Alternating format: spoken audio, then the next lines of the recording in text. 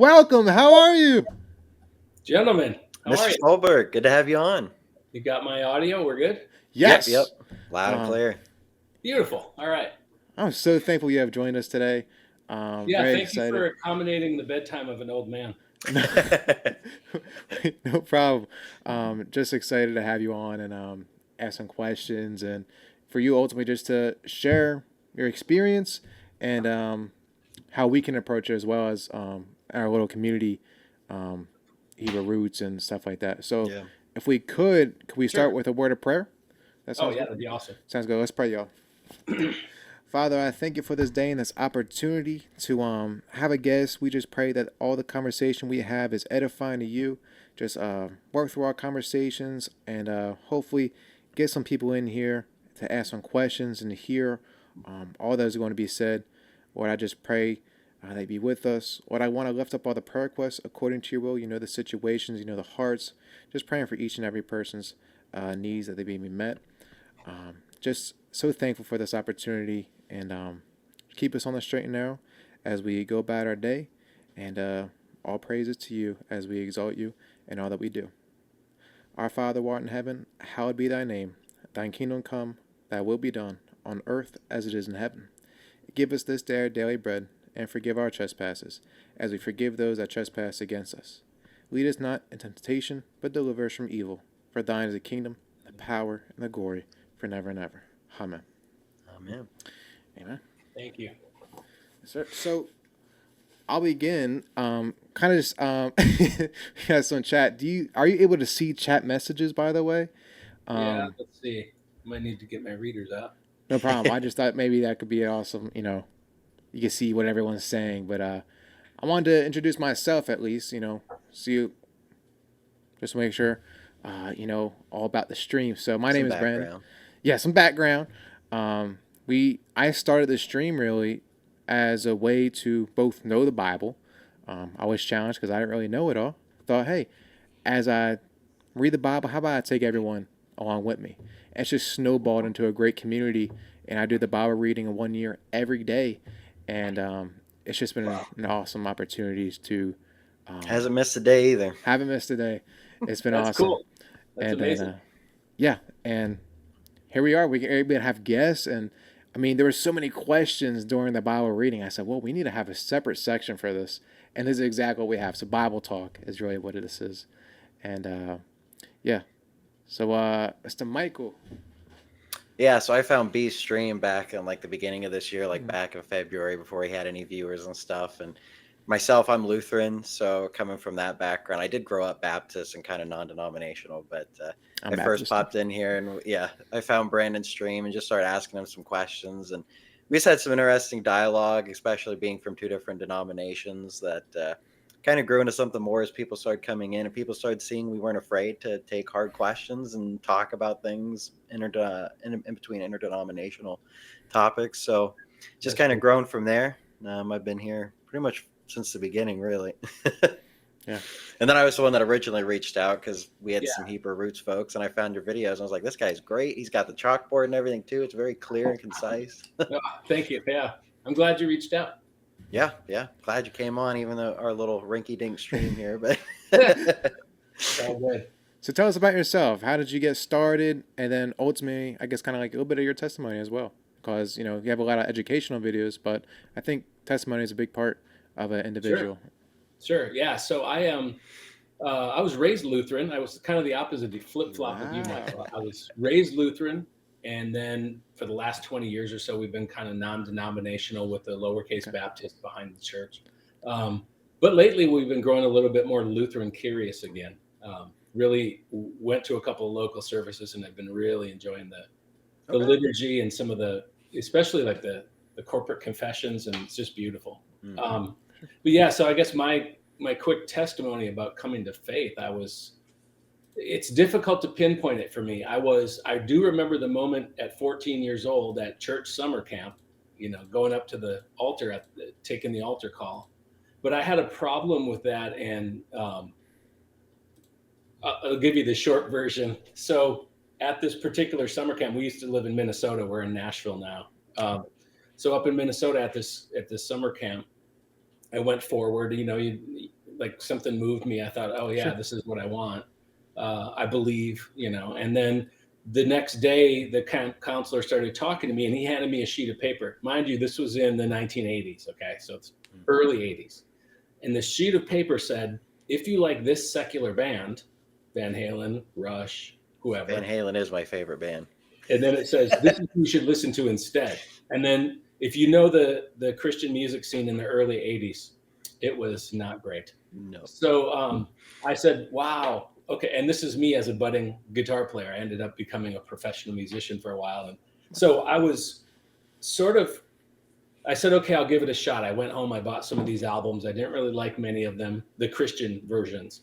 And I thought, this doesn't sound anything like these other bands who are so great at what they do. So I had this internal conflict that I thought I had to give up all this stuff in order to even be a Christian. So I walked away for a while. Wow. I was never hostile toward God. I always believed, I always thought, oh, God's cool, man. He can do his thing. I'll do my thing. This is great. But there was no thought in my day, right? Late teens, early 20s. I got married at 22 and we started, she was raised Catholic, my wife, and I was raised Lutheran. And we thought, well, okay.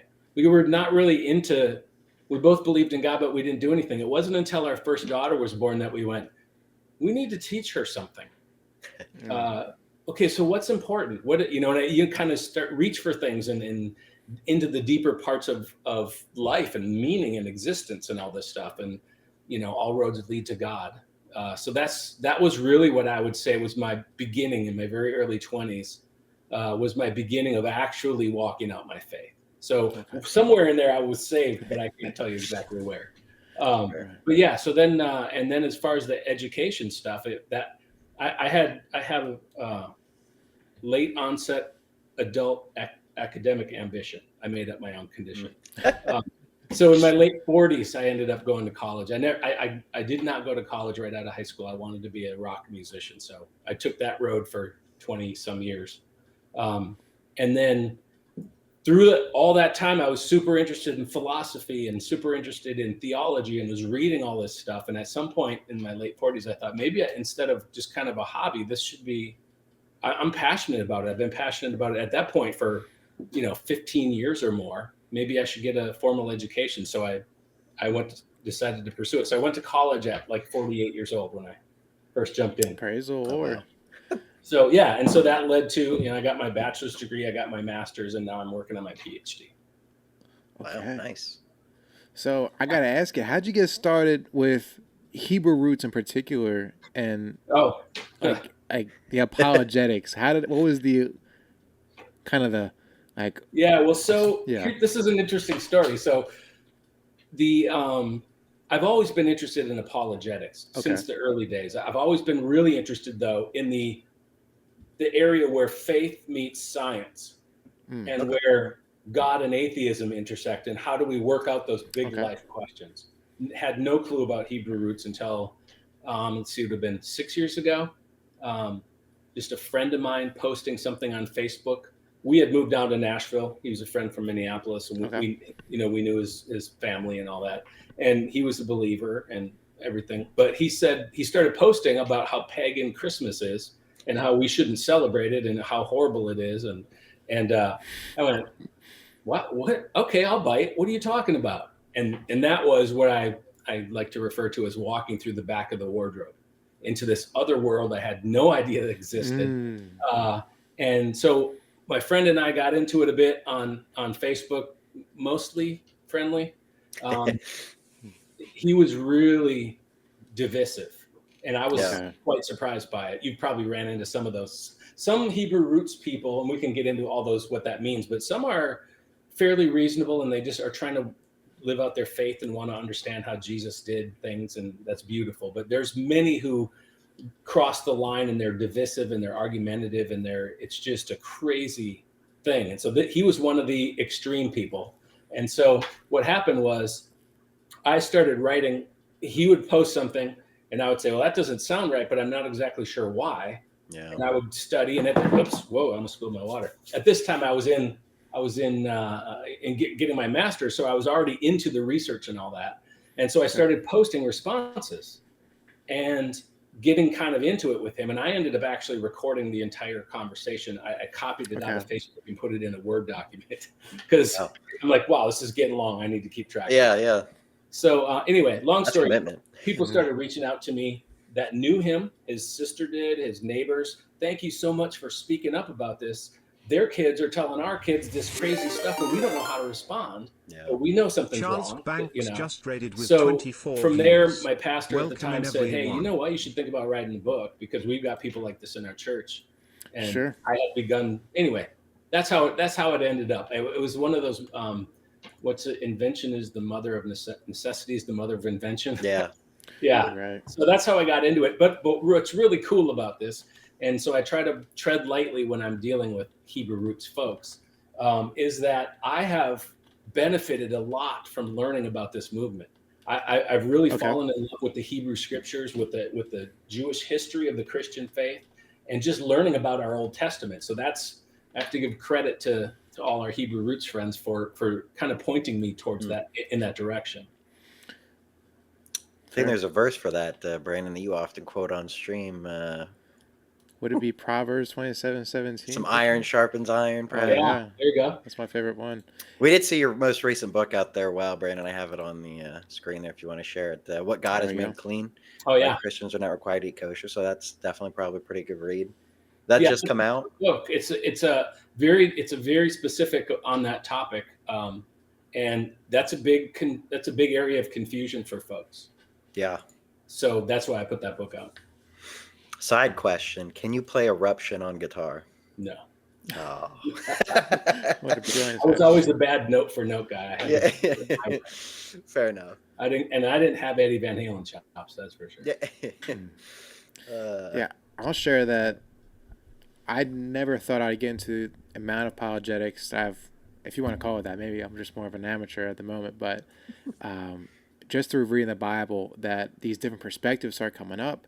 I'm like, oh, I don't know that. And then I have to go find the scriptures, support it, and then not only that, but also find an approachable way to explain it. And through your videos, I mean, you're very approachable with each of these topics. So I got to give you kudos because you know, these are large subjects, especially with like a sensitive topic, because a lot of the Hebrew roots people are not people that are very, what's the word?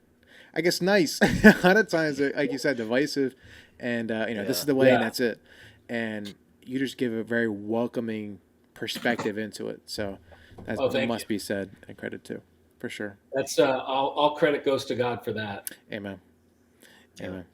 And he's also learned through his reading as well how to pronounce biblical names and places. I have not. Woo, no. It's been rough. Oh man, no, it is. But you know what's interesting is that a lot of apologetics are taught in Scripture. Paul, especially, you know, most of his epistles many of his epistles are arguing against false teachers and things like that. And there's this really interesting pattern. So I just finished my book, my newest book. It's going to be coming out in March on Zondervan. Okay. It's called the Christ, the Law, the Promise, and it's a verse by verse study of Galatians, but from an apologetics perspective. Okay. And as I was going through, kind of looking at, okay, what do I learn? What do we learn in the New Testament about defending our faith and how to do it? And it's really interesting because Jesus had this pattern when he was approaching leaders and teachers who should know better. He was very harsh. Yeah. Right. When he was approaching the average public person, the tax collector, the sinner, the average believer, he was so different. And I noticed that Peter does the same thing in 1 Peter and 2 Peter. You've got two different ways of, you know, one says, well, you know, always be prepared to defend your faith with gentleness and respect. And then 2 Peter, he's really taken people, the false teachers, to task for all the stuff they're teaching, you know. And then you've got Paul does the same thing with the Judaizers, the false teachers, who are almost identical in theology to Hebrew roots today. He's very harsh. You know, if you're familiar with Galatians, he's super passionate, you know. Isn't there a verse that he basically tells them to go castrate themselves? Yeah, He's talking to somebody. Yeah. He just exactly. And he was like what he gives up in tact he makes up for in clarity. Like he's not Yeah. messing around. Mm. But when he's talking about the church and how they should treat one another, he takes a whole different approach. So I'm trying to learn that sort of same thing. Like if you're at a level of a teacher and you're a Hebrew roots teacher out there and you're putting out videos and you're putting out books and all that, I'm starting to realize I should probably hold them to a higher standard like God does, right? James 3:1, teachers are going to be held to a higher standard. But when it's the average person, and here's what's funny, I get grief sometimes. Like I had someone tell me that he said, oh, what did he say? He said, what are you running for the mayor of Niceville? You know, he was mad that he was a Christian that was mad I wasn't really ripping on these Hebrew roots folks that were commenting on a particular video. And my perspective there is, though, if I don't know you and I don't know your heart, I'm going to assume that you're not, you know, a teacher or anything like that. I'm going to assume you're wayward, and that there would be some degree of you might be open to some feedback, some correction, some, you know, guidance. Sure. And then pretty soon I'm starting to learn that's not always the case, but that's my starting point, you know, because I don't think anyone is convinced by calling them names and smashing them over the head, you know? For sure. I read a book recently, Leadership and Emotional Sabotage by Joe Rigney, and he talks about that exact thing. It's funny you said that when they were talking to people who didn't know any better, right? Like it was all the grace in the world and stuff. But when it came to the teachers and the Pharisees and stuff, Jesus was very blunt. It was completely straightforward, right? So it's a little bit of a different tactic for. Yeah. But you know, it's interesting. That is all under the umbrella of love. Even when he's being mean, like you read that and you go, Jesus, that wasn't very nice of you. Yeah. But that was love. That's biblical love. There's a commandment out there to just, thou shalt be nice, right? It's out there somewhere. Right? I haven't found it yet. Yeah. And I was going to ask, so with the Hebrew movements, I don't know if you know, like, if you can explain like a brief history of like how it emerged or Sure. kind of the background on that. Yeah, I'll give you the short version. In my book, Torahism, I have a section on that where it came from and really unpacking that theology a lot. So real briefly, and let me just kind of give a quick description, because there's no one monolithic group, right? There's no one doctrine. There's not like a Pope of Hebrew roots that issues doctrine. It's a bunch of different groups. But the thing that keeps them, that ties them all together is this simple belief that they believe that Christians are required to keep the Old Covenant law, all of the Old Covenant law, and that not doing so is disobedient and sinful. So that tight description would cover a lot of groups. You may know them as Hebrew roots, Torah observant Christians, Torah keepers. Some people call themselves now pronomian, pro-law. Yeah, we saw that. That was a new word you just heard today. Because they don't like the baggage that comes with Hebrew roots. So the term that I coined is Torahism. And I always have to make this distinction. The Torah is a beautiful and fundamental part of the Christian faith. It's not to be rejected or thrown out or any of that stuff. But Torahism is this misapplication and misunderstanding and unbiblical theology surrounding what the Torah teaches and what the Old Covenant law taught for Israel. So most of the times what you'll see this in terms of manifestation is people eating kosher and keeping the seventh-day Sabbath and keeping the Torah feasts. Sometimes they'll wear tzitzits, like the tassels. Oh, yeah. Wow. Quite often they will rail against Easter and Christmas and all that. So that's who we're talking about. Now, in terms of the historical rise of it, I can give you the quick arc of it. And it kind of started. So again, this was, if you read Galatians and what the Judaizers say, or even many of the other New Testament books, you'll see Acts 15 is a perfect example, the exact same theology that's promoted today. So technically you could say, well, it started in the first century. But what we see today is a different strain, because the difference is in the first century, the Judaizers who held this theology, they were Jews that were raised under the Old Covenant law. And here they are in the very first days of the New Covenant, and they're confused and they're thinking, well, wait a second, Gentiles want to follow the Jewish Messiah. Shouldn't they have to convert to Judaism? So it was more of an understandable theological confusion because of the world shifting change. Right. Today, everybody that's Hebrew roots is Gentile, 100%. And I feel comfortable with that right here. 100% of people Fair. Gentile. Number one, they're Gentile, so they've never been under the old covenant law ever. Number two, they have 2,000 years of history and processing of this Jesus event, the Christ event, scholars call it, through which they can now understand what happened, and they have a New Testament. The people in the first century didn't have a New Testament, right? They Right. were living the New Testament. So anyway, so what happened is, as far as I can tell historically, in the mid to late 1800s, there was something called the Sabbatarian movement and the Millerites and these groups that kind of started rising up.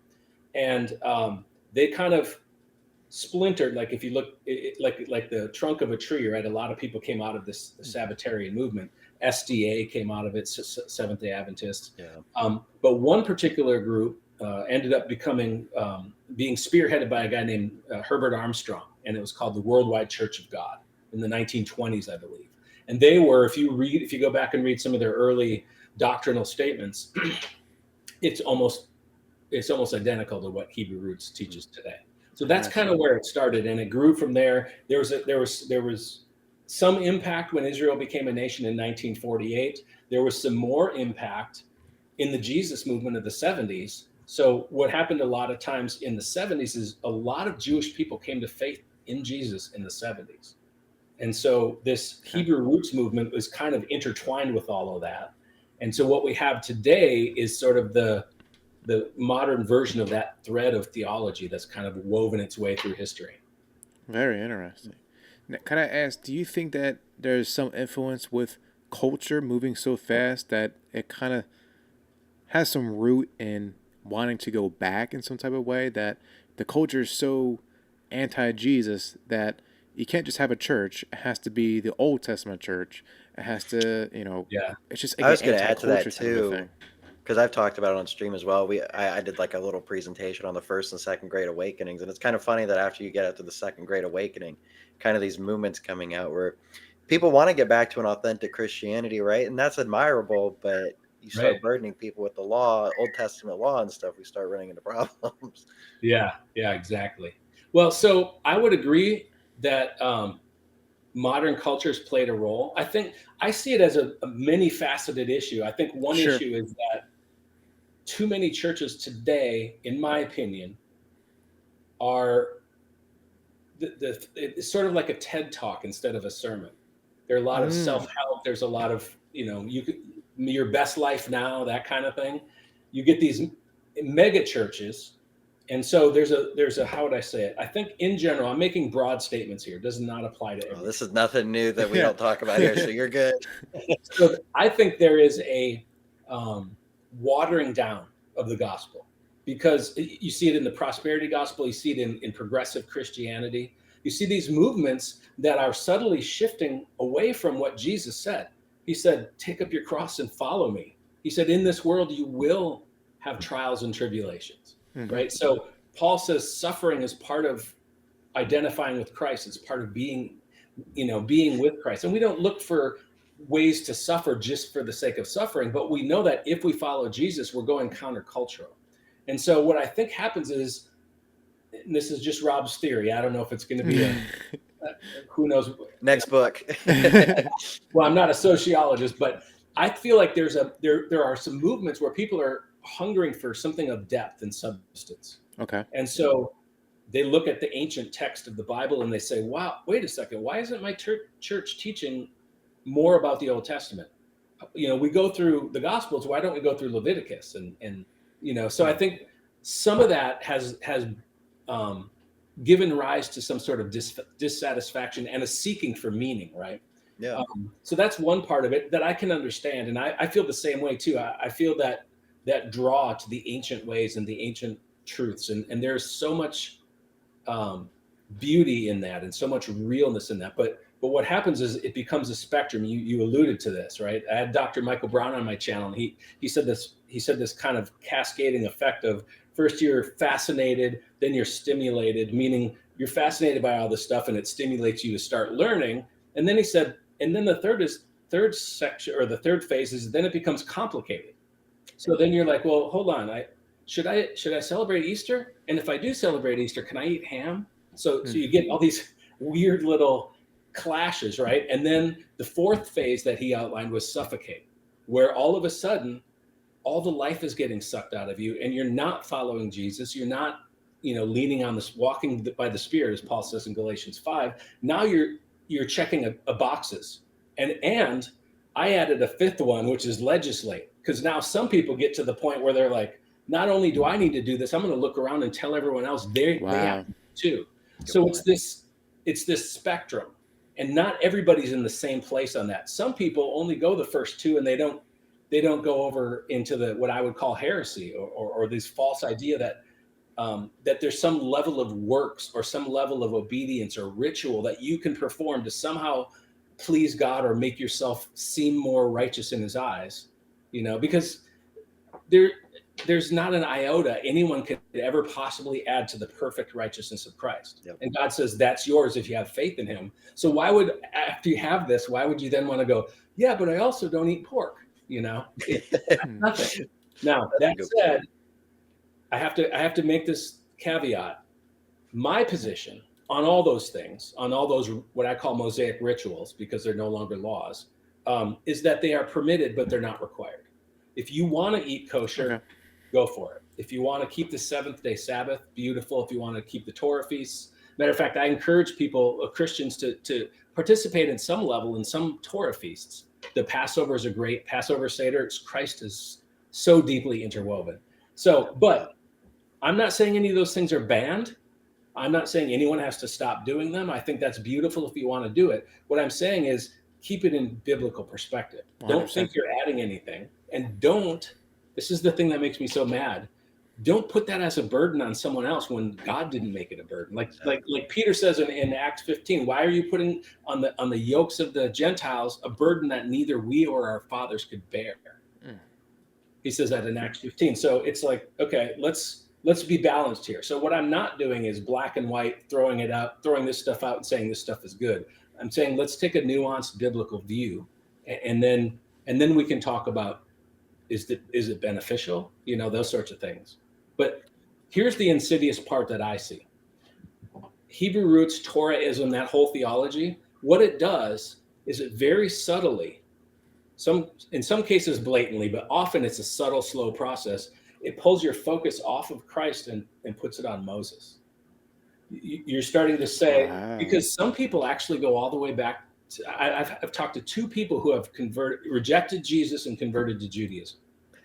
So what you have is this idea that, well, Jesus was fulfilling what Moses said. Well, what did Moses say? And then they get all caught up in the things of the law, right? And so they want to do all those things that Jesus did that, so I want to do that, right? Or I need to do that.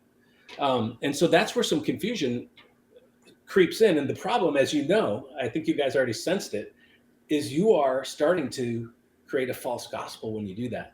Yep.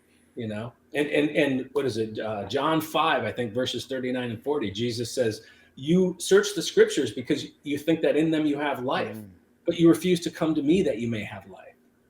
He's saying, they pointed to me. I'm the source of your life, So I think that's the insidious part of it, because most of the time, and if you guys have talked to folks, you know it, they'll originally approach you and it sounds beautiful. And they're talking about all the things that are part of your own faith. They're talking about Israel and Passover and the Torah and all those things, Moses, Abraham, all these things that are part of our faith. So you don't automatically in your mind. It's almost like a Jehovah Witness vibe, to be honest with you. Very, very much so. I find it interesting too, and you brought that up. Like for me, I had a similar journey, but I kind of had the opposite approach of like I didn't want to go to the Old Testament. I was like, what about the early church fathers and the early church? Like that was my thing. Why didn't my church tell me about these people? Or like Polycarp, Ignatius. Like I've been on a journey of just going through church history. It's fascinating stuff of people who these were people who died horrific deaths for their faith. These are believers. These weren't just like Roman Catholics trying to subvert Christianity. These people believed it. Right. Yeah, exactly. My second book is called Divergence. Oh no! Oh no! I hope you remember where we are. Yeah.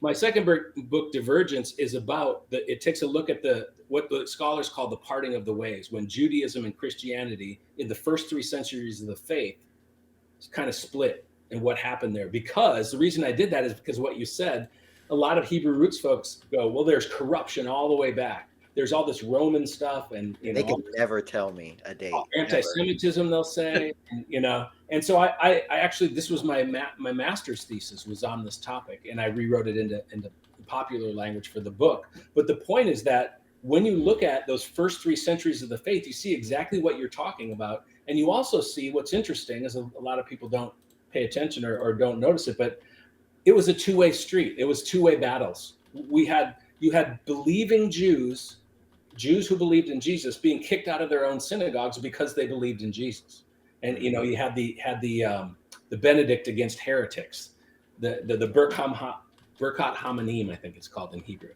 And so as I was tracing that, I read a lot of source material, and there's some stuff in the book too, specifically about there's an Easter sermon that talks about what happened with Passover and Easter. It goes basically from Christ all the way up to Constantine, and it looks at that chunk of history. Okay. And it's very interesting, like you said, that there was just pure give my life to you faith. That is so inspiring to read that stuff. It's amazing. That's what's offensive to me is like they're going to act like these were a bunch of false converts that just wanted to insert paganism. Like this was the crux of the faith that like was passed down to us. It's frustrating. Yeah. And they can never give me a date on like when Rome apparently, No. I was told that after John was exiled was basically it. And I was like, you're kidding. Like Jesus just was like, the gates of hell will not prevail. And then John died and that was it until the 1900s. I don't know. Yeah. The thing is about conspiracy theories, which is really all that is. Yep. Is it, and this is where Hebrew roots comes up too. It kind of grows in those hazy gray areas around the corners of historical fact. Yep. And so if you ask for a date, they won't know. Oh, really? After John, then the Roman Church or whatever Romans took over. Okay, who was the emperor at that time? And so Exactly. I don't know. And so there's not much basis in fact for most of the claims of early, we'll call it corruption of Christian theology due to Romans or due to anti-Semitism, whatever it is. There's also not a lot of basis in fact for some of the more modern claims that Hebrew Roots likes to make as well. And so that's kind of one apologetic approach is to press them, instead of arguing back, ask them questions to get them to have to give you more facts to defend their position, right? Exactly. I mean, that's in proper logical discourse. That's the case, that the person that makes the claim has the responsibility to support the claim.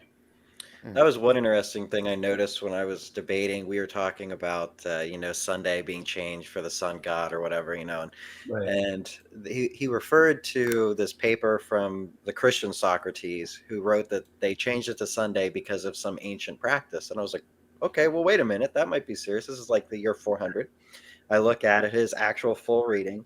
And then in the next paragraph, he said the ancient Josephus. Well, if that's your definition of ancient, that's after Christ. So he's literally actually saying the opposite. These are the earliest Christians practicing Sunday as the Sabbath, essentially. It was a fascinating read, but yeah, that's a common thing too. And so, but when they talk about Sunday being a pagan day, sun day, right? They'll say. Then the response I always have is, well, when do you worship God? On Saturn Day? Yeah. It's also named after God. For because sure. if you want to get into these little silly name things, Are you familiar with the Two Babylons book? No. Well, it seems familiar, but I don't think I've ever read it. Essentially, it was like a book that was like in the 1800s, but it's where a lot of these myths came from, that, Rome basically just accepted paganism. Sunday, again, was just the worship of the sun god Ra and all this different stuff. Christmas, Easter, all pagan. Right. And anytime I ask them for any kind of sources, they give me this book. And then I'm like, okay, but this guy just pulled it out of his butt, basically. Right. No scholar. Yeah. Even the atheist agnostic scholars would not say that this is factual history. Yeah. And I'll press them for, okay, show me a church father, though. Somebody, right? The Romans loved paganism, right? So they should have said somewhere in their writing, Mm. we love the sun god and we're changing Sunday for it, right? Like, but they Right. can't. There's never anything there. It's weird. Yeah, exactly. A lot of that stuff, like you said, it's just, made out of whole cloth. Like there's nothing behind Yeah. it, which is frustrating. And so here's another thing that you just reminded me of, something that we talked about, kind of the growth of the Hebrew roots. There is also a very recent historical event, the pandemic, which has led to a huge growth in Hebrew roots as well. And what happened was everyone shut down, all the churches went online, and as certain people who are susceptible to these sorts of things said, "Oh, well, now that we're going to church online and none of the churches are open, I'm going to look at other online churches." And they came across a lot of these Hebrew roots teachers. They saw huge spikes, some of them, in their viewership during that time. And as the pandemic ended, and people started going to church, they saw an increase in their actual attendance at physical locations for some of these groups. Wow. So there's also the mighty, what do you want to call it? I don't know, the internet's ability to spin and make things seem real. Altered reality kind of thing, where people are like the Two Babylons book. They're just going, well, someone said this. Sure sounds real to me. I'm going to go to the church, Yeah, you get all the myths about, well, Jesus actually was basically so and so God. He was supposed to be Ra, and like the Egyptian myths and that kind of stuff. Right, And right. it's like, but when you look at it, none of the stuff, you get your TikTok theology where somebody heard it on TikTok. And you're like, okay, but do you have any proof of that at all? Yeah. Fun with it. It's frustrating. And I think for Christians and for people that aren't sure, what they should be hearing us say is, be like the Bereans, right? In Acts 17. Well, you received these things with great excitement, but then you went and checked the word to see if it was true.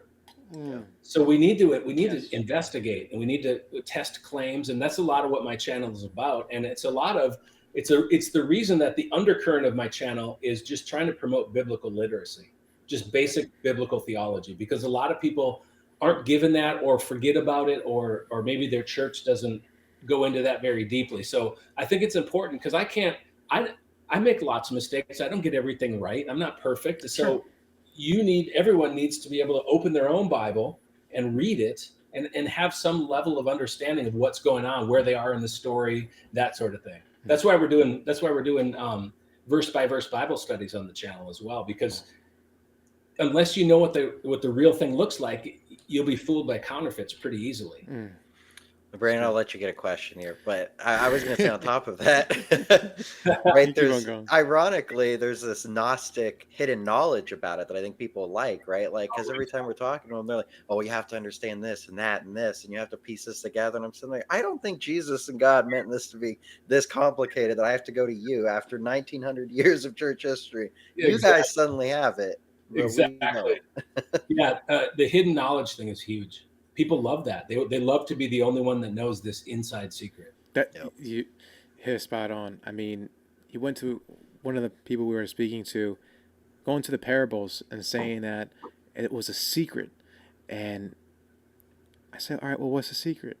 And we just kind of explained it. I said, he's telling this to fishermen, people who are uneducated. There's no secret message there. It's only for people who are have an open heart to hear it. There's, secret message is crazy. But I want to ask you, what do you think about kind of how to, I want to say fix it really. How do you prevent people that are new falling into this? And I guess one of the first things you would say is stop making TED Talk sermons and get to the gospel. Yeah, I mean, it's a really complex issue. I get messages all the time. I got, I think, 3 messages this week from people who are new Christians asking, now I'm confused. What should I do? Sure. That makes so much sense. And I want to make sure I get it right. There's a sense of striving and wanting to work, Okay. And so for people in that situation that are saying, well, I don't know if it's Hebrew roots or not, but what they're saying makes a lot of sense. How do I live my life? I don't want to be lawless and all this stuff. So there's a couple things that I'll generally say. Number one is the only way that we can understand and get close to God is by reading his word and praying. So, and I don't care if you're reading for 5 minutes and praying for 2 minutes. If you do this daily as a discipline, not how do I feel? Do I feel this is good? But here's my discipline. I'm going to read the Bible and I'm going to pray. And you start doing that, even short sessions. If you do that daily and that becomes your practice, and I recommend it in the morning so your mind kind of gets set up for the day. If you Sure. start doing that, you'll start the feelings will follow, things will change. You'll start to understand better. The cloudiness and the confusion will start to clear up because you're seeking your God's words are getting into your spirit, into your soul, and now you're talking to him about it. And this becomes, I think this is the way we need to follow Christ. I think we Yes. need to do these little spiritual disciplines. We don't need to be giant Hercules of the faith. We need to be faithful in the small things every day, and then that leads us to leads us into the right path. And now we can start to understand and discern between what seems like, well, that really doesn't sound like anything Jesus would say. And so when you get to the point of being able to say that, you've been spending a lot of time reading the words of Jesus. You understand that. And so the other thing I would say is, if you want to talk, like some people almost feel like, please give me a law. I need a Right. checklist. Right. So if you want to have a set of rules on how to live your life as a Christian and what Jesus values and what he expects from you, read the Sermon on the Mount. Matthew chapters 5, 6, and 7 are almost entirely the words of Jesus. There's no commentary from Matthew there. It's all the words of Jesus. If you read through that, and it's just beautiful and profound, and there's so much stuff in there. But if you were to spend all your time just reading those 3 chapters, you would get such a view, such an understanding of what Jesus cares about. And you'll notice that in those chapters, he doesn't say, watch what you eat. You know, he doesn't say you have to eat kosher. He doesn't say you have to keep a Saturday Sabbath. He doesn't say you have to keep the feasts. He's talking about things that are even more difficult than that. Right. So to me, if we can be Sermon on the Mount Christians, if I could live up to that myself, I would feel like I'm doing pretty good. It's interesting you bring up Matthew too. This was one of the ones I was going to ask, because this always, I mean, this is the crux of their entire thing, is Matthew 5:17-18, with not one, bit of the law is going to pass away. So how would you counter that, or what's the historical viewpoint of what that verse meant, how they're taking up? Yeah, I've got Matthew 5, really 17 through 20. Yeah. And so the idea there is that for Torah keepers, what they'll do is they'll use that as their proof text. They interpret that as Jesus saying that not a jot or tittle of the Old Testament, Old Covenant law will change until heaven and earth pass away. This is their interpretation of that. And at first blush, it seems accurate, or it seems compelling. The first thing I would do is issue caution for anybody. And this, not just this passage, but anywhere. We need to read it in the context of, in this case, that little 4-verse section is actually its own little pericope. It's not part of the text before or after it.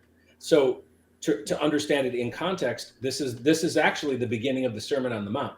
So let's read that, then read the whole Sermon on the Mount, and then read it again. Actually, read the whole Gospels. So here's how I kind of break it down.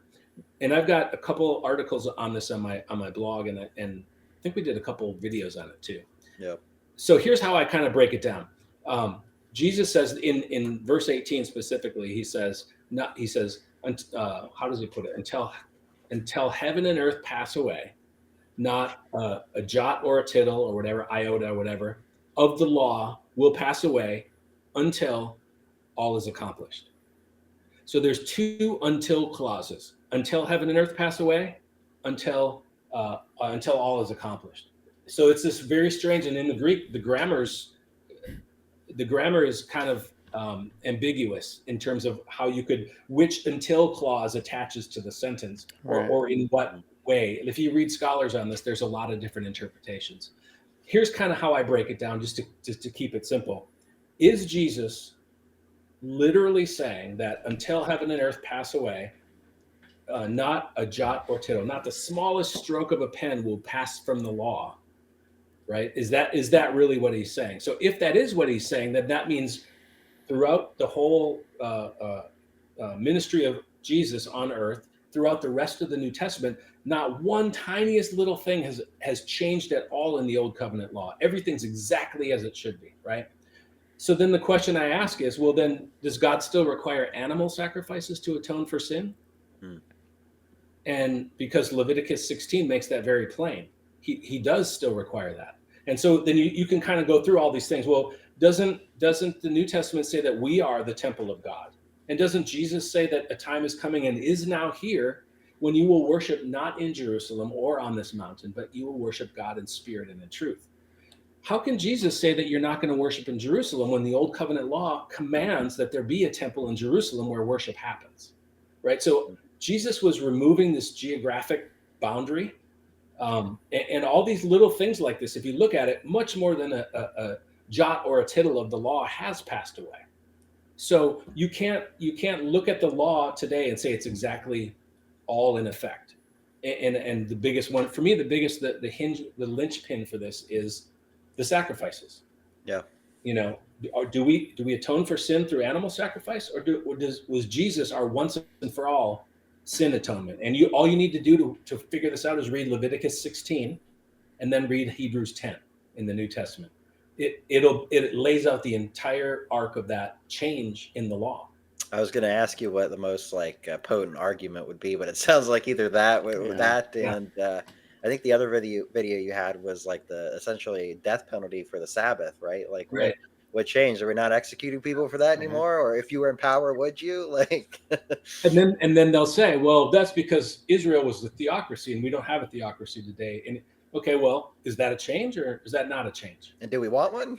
Yeah. And so ironically, they seem to be very against any kind of like Christian interference in government, from my experience. Yeah, but then at the right. same time, it's like, well, what was wrong with that? That was Old Testament Israel, right? Yeah.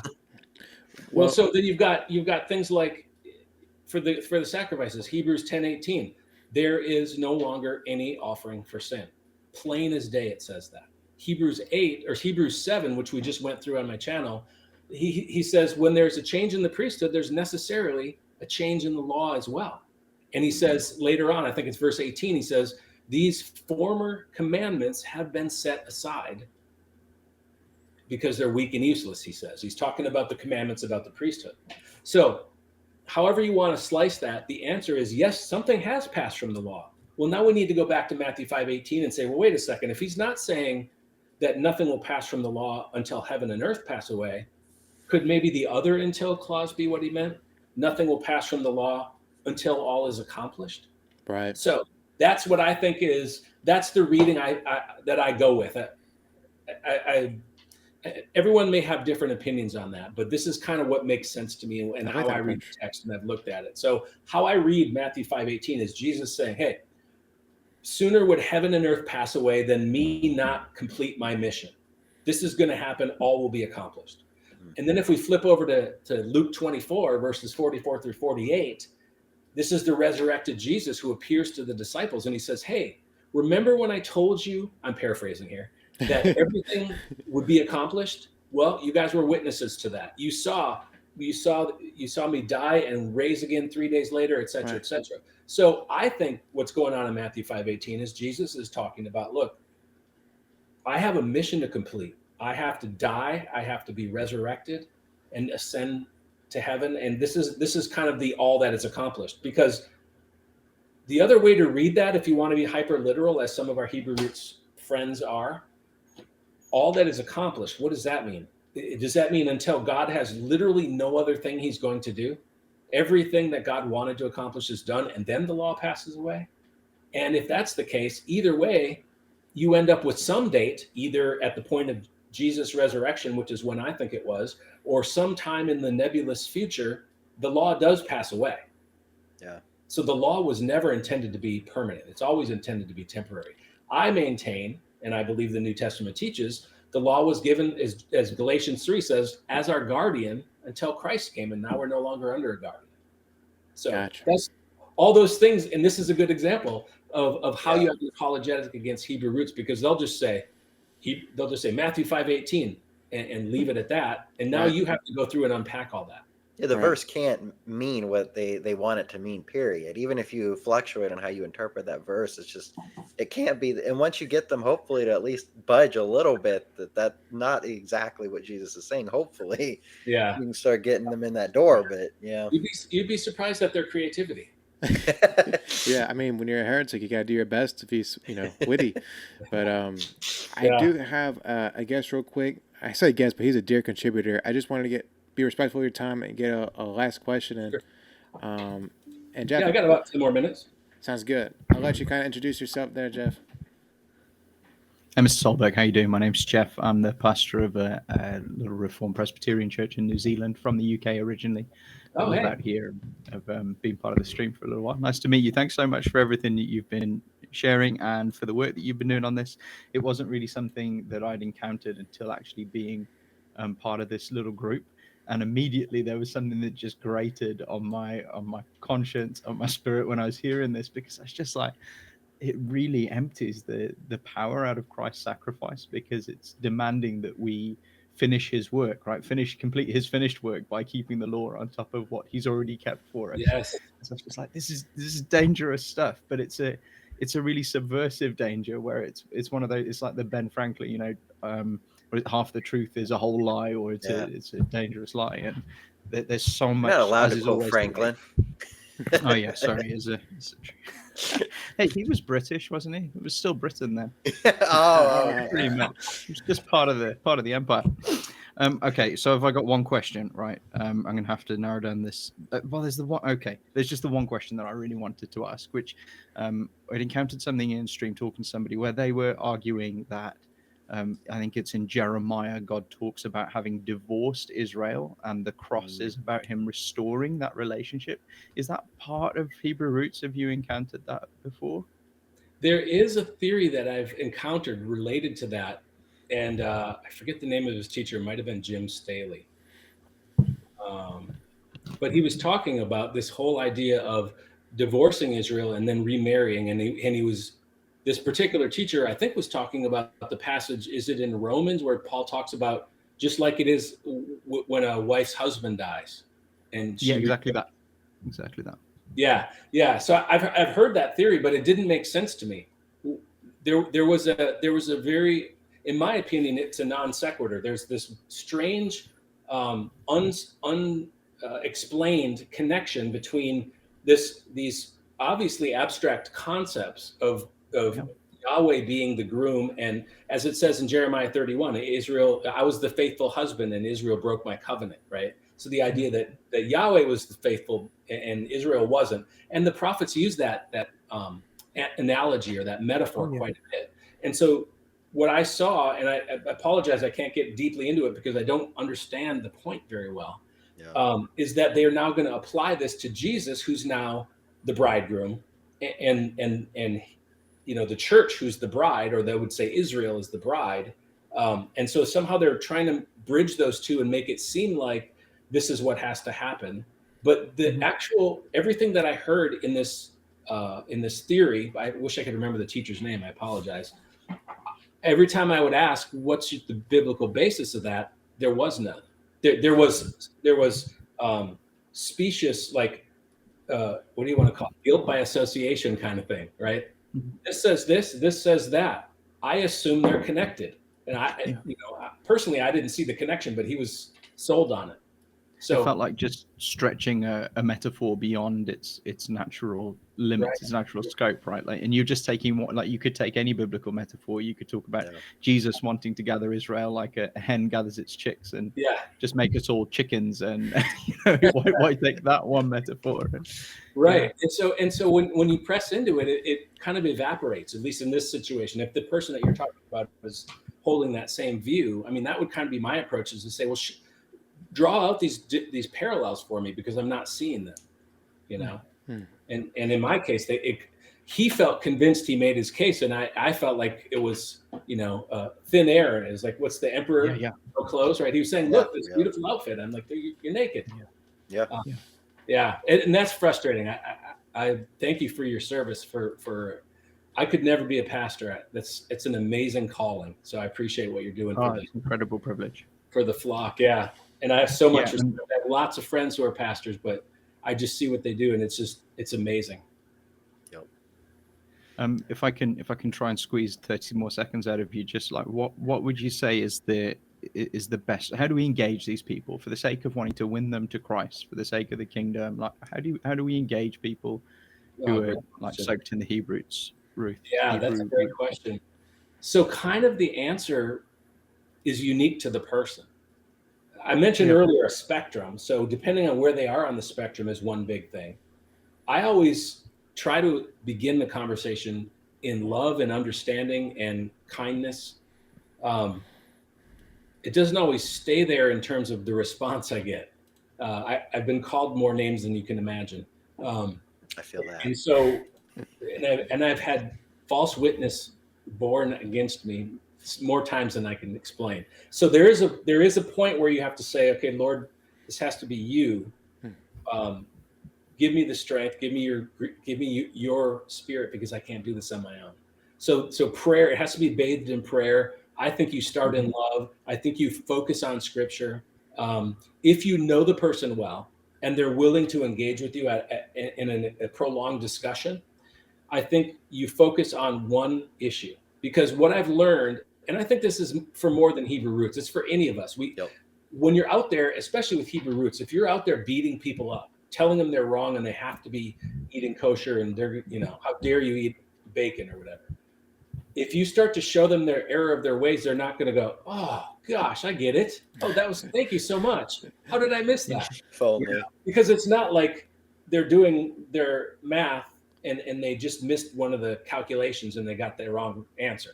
This is a spiritual commitment. It's a matter of identity. There's a lot of stuff going on. So what I would do is, if someone's willing to be in a consistent, prolonged conversation with me, a discussion, I try to really stick with one issue because they're going to try to go all over the place. And granted, there's lots of connecting things. But for example, I just talked quite a bit about the atonement sacrifices, animal or Jesus. That's a great topic to say, hey, let's stay on that. And then they'll start talking about the prophets and other, hold on.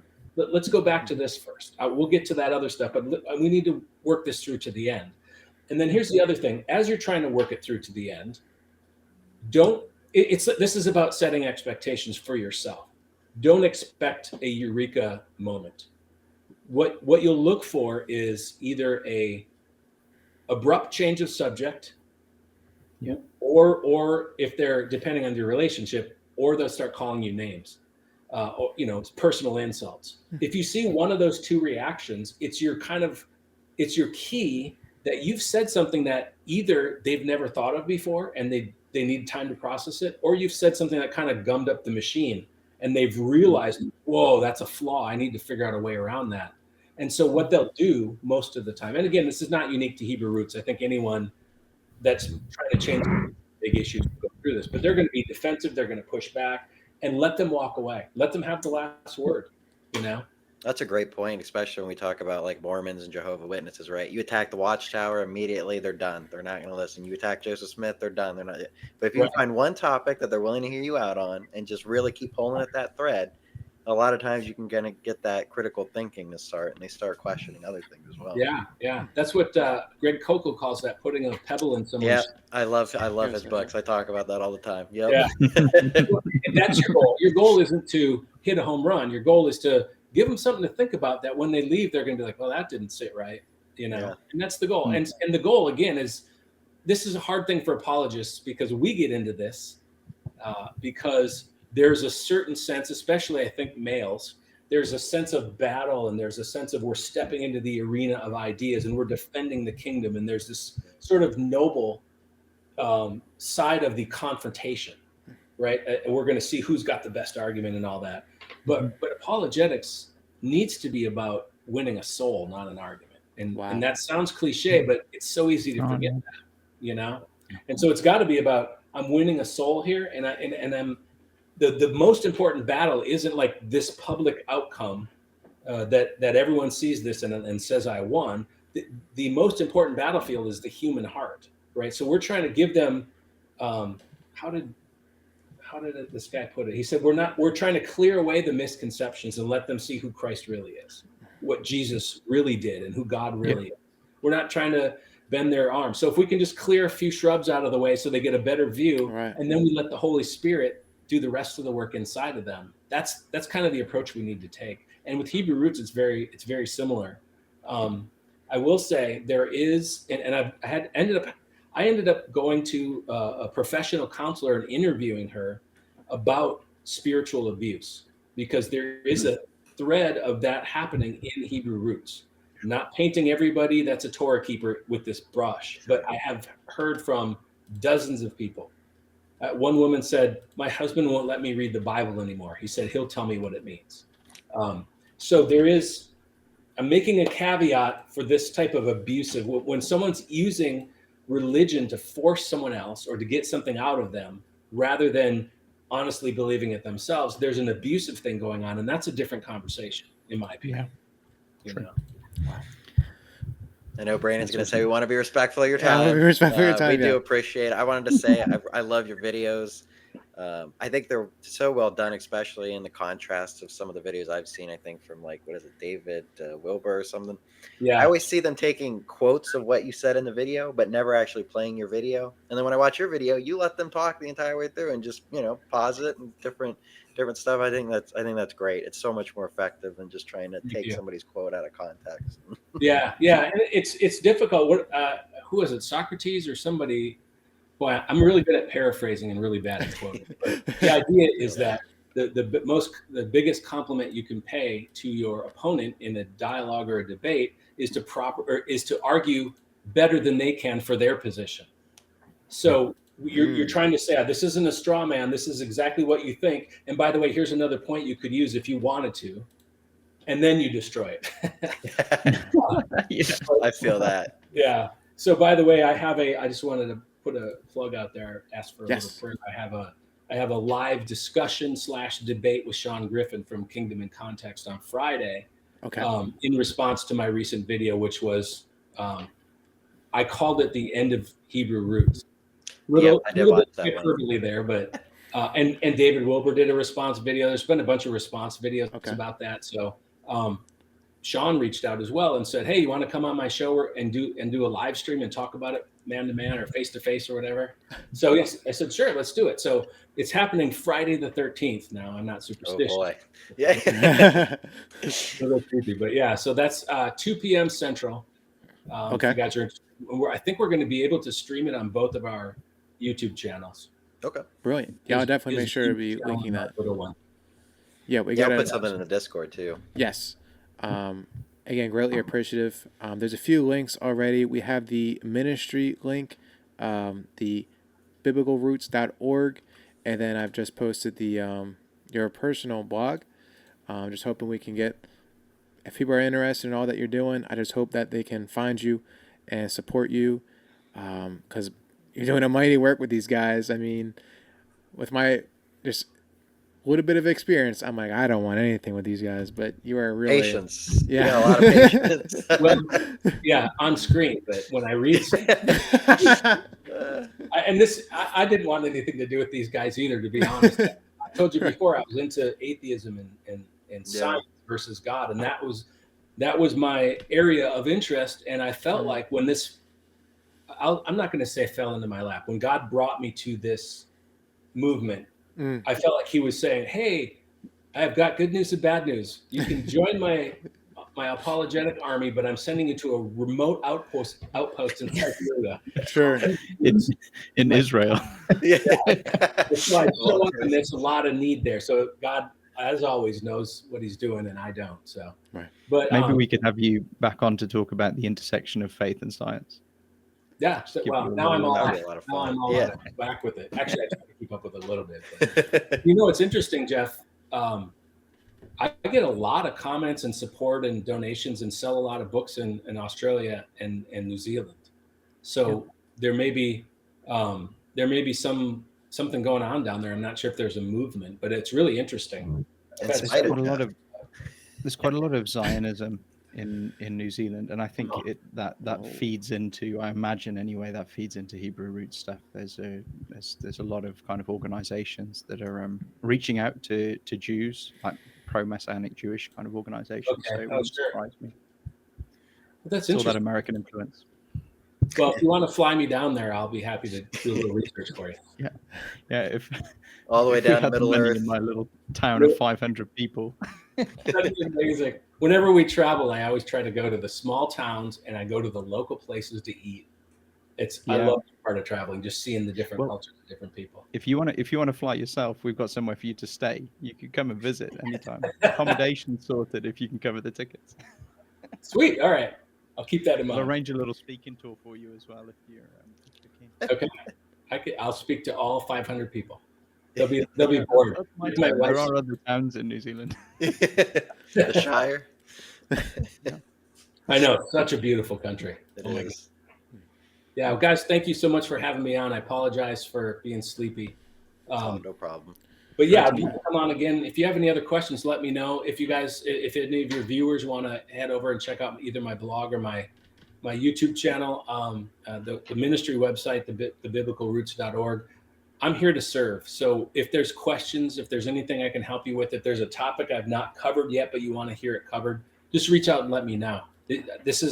I'm here to put out materials that'll lift high the gospel and glorify God. But at the same time, I'm looking for specific things that people are going through. I could make up stuff, but I'm looking for actual apologetic things, content that'll help people in a real world situation. So I love to hear from people. I love to hear the stories and exactly what needs they have or what issues they have with friends, family, whoever's going through that.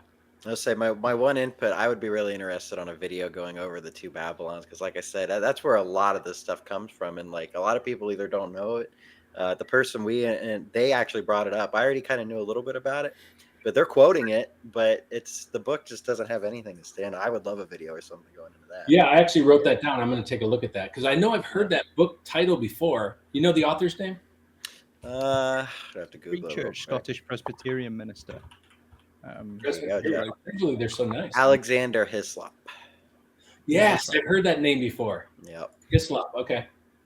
Yeah, usually, but I think it was a criticism of Catholicism, wasn't it? Which they would have been pretty hot on. Yeah, which they lumped in with anybody who, part of that. Us Lutherans are Catholic. The Anglicans are Catholic. The Baptists are Catholic. Right. Was one of the Babylons the Catholic Church? Yep, that was his whole point. They want to make this division, right, between the true remnant and then the evil Roman Catholic Church. And of course, we're all part of apparently the Roman Catholic Church. Okay. All right. Yeah, it's bizarre. I'm going to check it out, though. Sounds good. Awesome. Well, again, All right. thank you again. We'll be sending a bunch of links with all your resources to our Discord community, kind of like an online repository or group chat, I guess, where people can check it out. Again, I thank you so much for coming on. My Mr. joy. Solberg. Yeah, I appreciate it, guys. Yeah, I'm amazing. sure everyone's Really walked away with something, and very encouraged and thankful for you coming on and talking to us. We got a little community, but it's incredibly grateful. Yeah, so thank you. Beautiful. Love it. Thanks, guys. Thank you so much. God bless you. Have a good night. Have a good Thanks night. so much.